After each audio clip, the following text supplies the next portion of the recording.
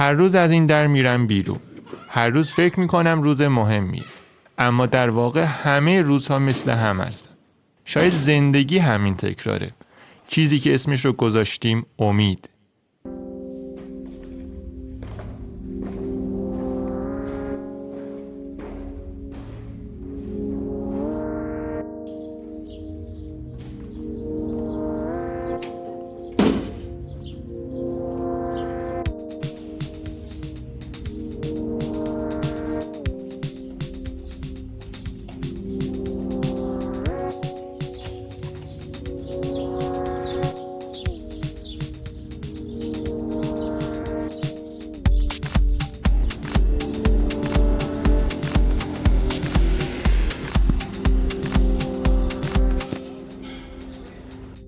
عجیبه، هر روز هزاران نفر رد میشن، اما خیابون هیچ کدوم رو به خاطر نداره.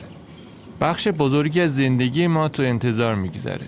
منتظر رسیدن، منتظر شدن، منتظر هر چیزی. منتظر چیزایی که نمیاد و کسی که نمیرسه.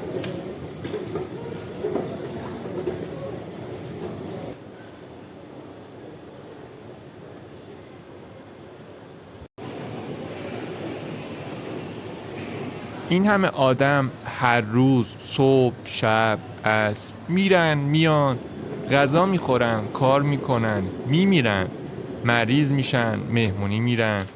عجیبی که از کنار صدها نفر رد میشن. بعضی هاشون عاشقن، بعضی هاشون عزادارن و بعضی ها شاید آخرین روز زندگیشون هست. و من هر روز میگذرم. کسایی که قبلا دیدم رو دیگه نمیبینم، ولی نمیدونم کی رو قبلا دیدم، کی رو ندیدم. کنار هم وجود داریم بدون اینکه وجود هم رو بفهمیم.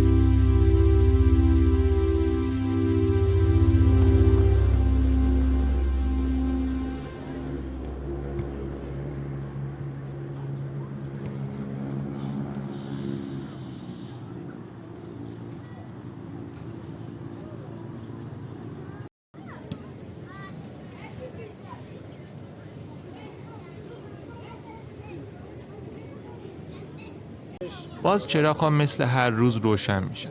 مغازه‌ها شلوغ‌تر و کافه‌ها پرتر میشن. خیابونا شلوغ میشن و بعدش باز همه جا خلوت. چراغ‌ها خاموش، مغازه‌ها بسته، انگار اصلا هیچ اتفاقی نیفتاده.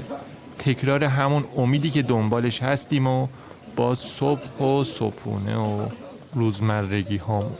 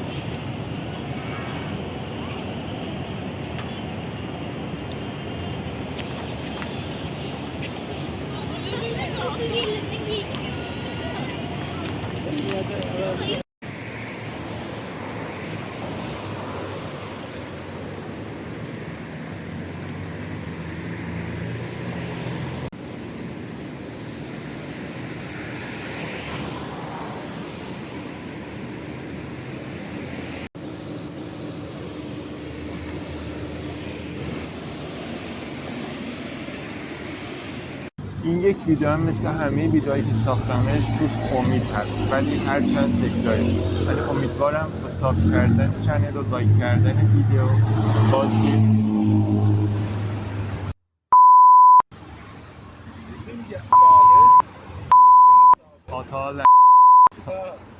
این یک ویدیو هم مثل همه ویدیوهای قبلی که ساختیم توش امید هست، هرچند تکراری.